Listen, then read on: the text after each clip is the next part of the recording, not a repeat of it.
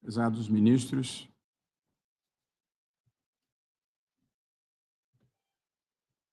leio um breve pronunciamento para o tribunal que intitulei o Supremo Tribunal Federal e a defesa da institucionalidade.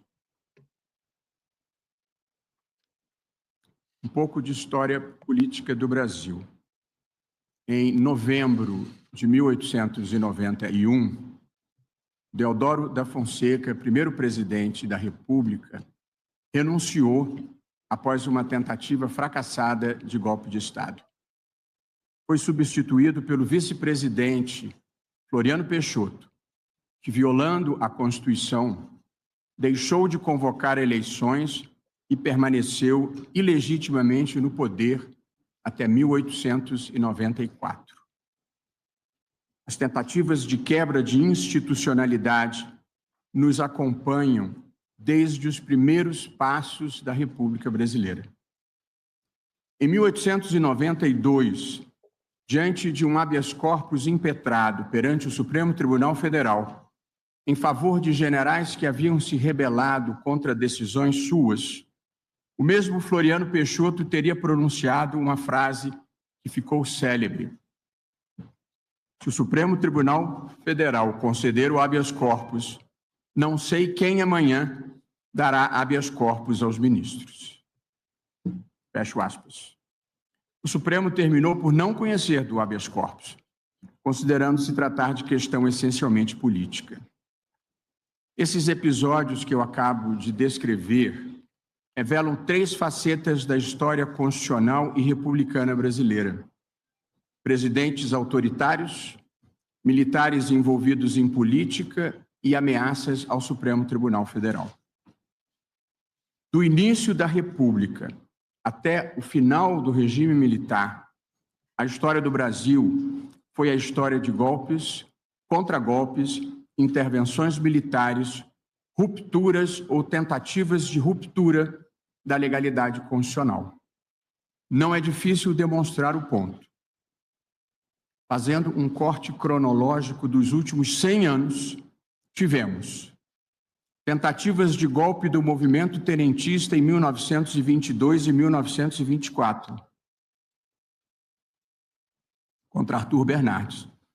A Revolução de 30, a Revolução Constitucionalista de São Paulo de 32, a Intentona Comunista de 1935, o golpe do Estado Novo de 1937, a destituição de Getúlio Vargas em 1945, o contragolpe preventivo do Marechal Lott em 1955 para assegurar a posse de Juscelino Kubitschek e duas rebeliões contra Juscelino Kubitschek, Jacareacanga em 1956 e Aragarças em 1959. A lista continua e inclui o veto dos ministros militares à posse do vice-presidente João Goulart quando da renúncia de Jânio Quadros em 1961. O golpe militar de 64. A prorrogação do mandato de Castelo Branco com o cancelamento das eleições de 1965. O ato institucional número 5 de 1968. O impedimento à posse do vice-presidente Pedro Aleixo em 1969. A outorga pelos ministros militares da emenda constitucional número 1, que na verdade foi uma verdadeira Constituição de 1969, com o Congresso fechado. Os anos de chumbo do governo Médici, com tortura, censura e exílio. E o fechamento do Congresso pelo presidente Geisel em 1977 para a outorga do pacote de abril, mudando as regras eleitorais. Do início da República até a Constituição de 1988, o sistema de justiça não conseguiu se opor de forma eficaz às ameaças autoritárias e às quebras da legalidade constitucional. Um pouco da história do Supremo Tribunal Federal. Não foram poucas as ameaças, o desrespeito e as violências contra o Supremo Tribunal Federal.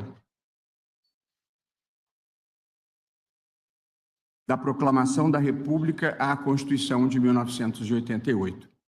Ainda com Floriano Peixoto, por longo período, deixou ele de nomear ministros para o tribunal, levando à falta de quórum para julgamentos. E também, em desconsideração, o próprio Floriano Peixoto nomeou, em outro momento, para o tribunal um médico e um general, sem nenhuma formação jurídica.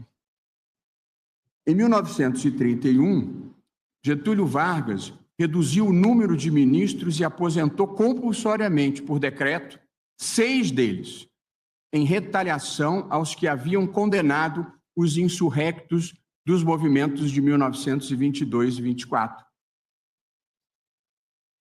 Ainda sob Vargas, em 1937, a Constituição do Estado Novo previu que decisões do Supremo que declarassem a inconstitucionalidade de lei podiam ser submetidas ao Congresso e derrubadas.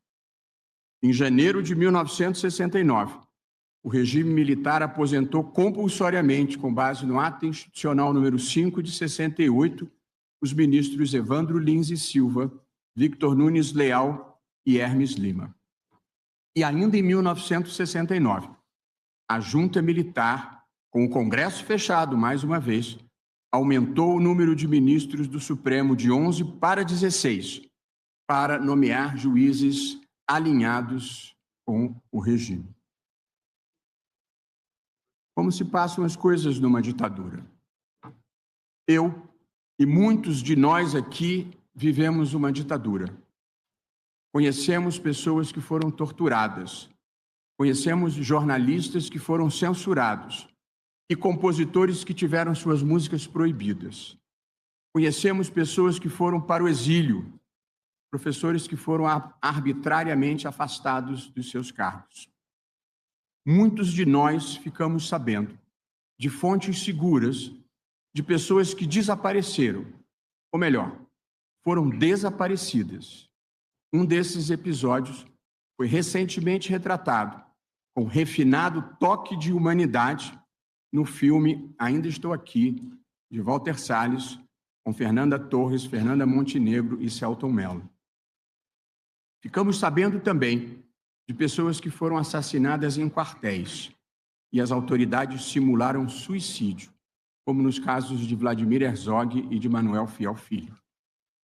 Muitos de nós conhecemos a jornalista que foi presa aos 18 anos, grávida e mantida por horas em um quarto escuro com uma cobra jiboia. É também de conhecimento público que alguns adversários políticos do regime militar tiveram seus corpos arremessados de helicópteros em alto mar. Todos nós acompanhamos ou estudamos o atentado do Rio Centro, em 1981, quando integrantes dos purões da ditadura pretendiam explodir bombas durante um show de música popular brasileira, com a presença de milhares de jovens.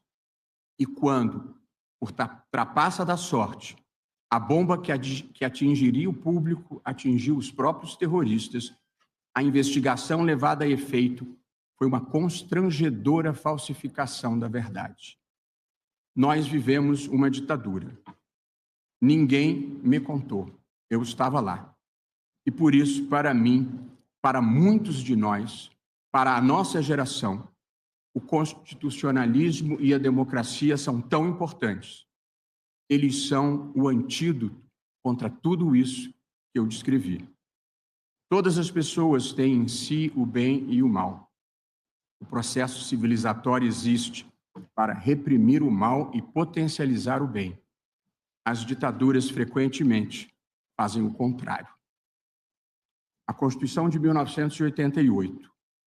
A Constituição de 1988, no entanto, tem proporcionado ao país o mais longo período de estabilidade institucional da nossa história republicana.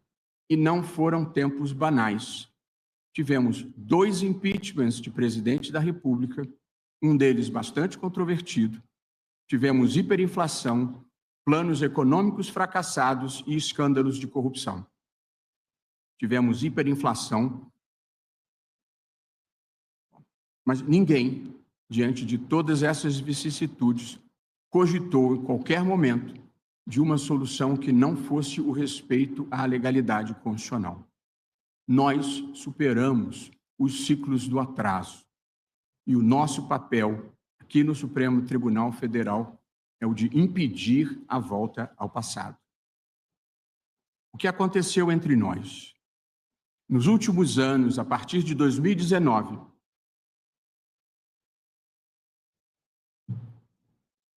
vivemos episódios que incluíram tentativa de atentado terrorista bomba no aeroporto de Brasília, tentativa de invasão da sede da Polícia Federal, tentativa de explosão de bomba no Supremo Tribunal Federal, acusações reiteradamente falsas de fraude eleitoral na eleição presidencial. Também houve mudança de relatório das Forças Armadas, que havia concluído pela ausência de qualquer tipo de fraude nas urnas eletrônicas. Houve ameaças à vida e à integridade física de ministros do Supremo Tribunal Federal, que se repetem até hoje, inclusive com pedido de impeachment. Acampamentos de milhares de pessoas em portas de quartéis pedindo a deposição do presidente eleito. Tudo culminando em 8 de janeiro de 2023, com a invasão e depredação da sede dos 3 poderes da República. E de acordo com a denúncia do Procurador-Geral da República, ainda por ser julgada, uma tentativa de golpe que incluía plano para assassinar o presidente da República, o vice-presidente e um ministro do Supremo Tribunal Federal.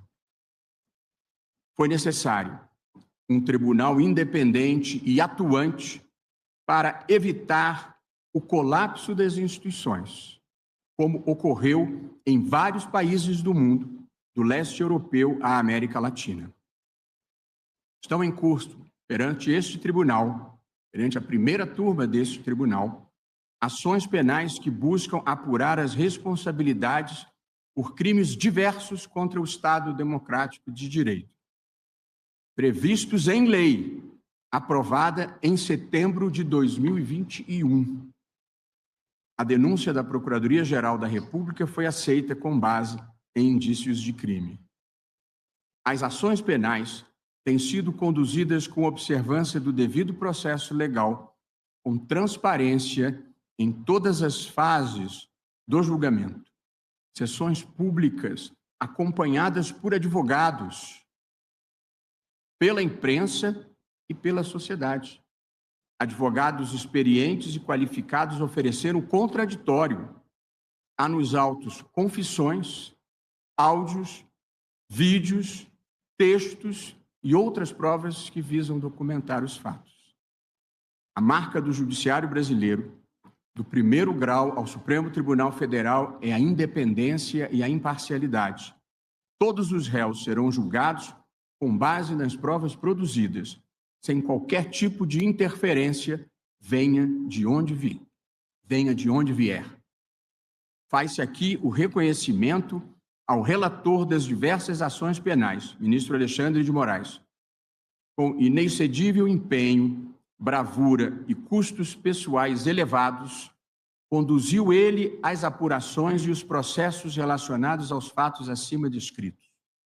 Nem todos compreendem os riscos que o país correu e a importância de uma atuação firme e rigorosa, mas sempre dentro do devido processo legal. Em contraste com um passado que nem vai tão longe, cabe registrar aqui: não houve nenhum desaparecido, ninguém torturado, nenhuma acusação sem prova. A imprensa inteiramente livre. As plataformas digitais com regulação equilibrada, que exclui apenas a prática de crimes e de atos ilícitos. Conclusão. Nós somos um dos poucos casos no mundo em que um tribunal, ao lado da sociedade civil, da imprensa e de parte da classe política, da maior parte da classe política, conseguiu evitar uma grave erosão democrática, sem nenhum abalo às instituições. Em meio a muita incompreensão, contribuímos decisivamente para preservar a democracia. E como gosto sempre de lembrar, a democracia tem lugar para todos, conservadores, liberais e progressistas. Ninguém tem o monopólio da virtude e ninguém tem o monopólio do amor ao Brasil. Quem ganha as eleições, leva. Quem perde, pode tentar ganhar nas eleições seguintes. E quem quer que ganhe, precisa respeitar as regras do jogo e os direitos fundamentais de todos. Isso é que é uma democracia constitucional. Essa é a nossa causa, essa é a nossa fé racional. E como toda fé sinceramente cultivada, não pode ser negociada. Obrigado pela atenção.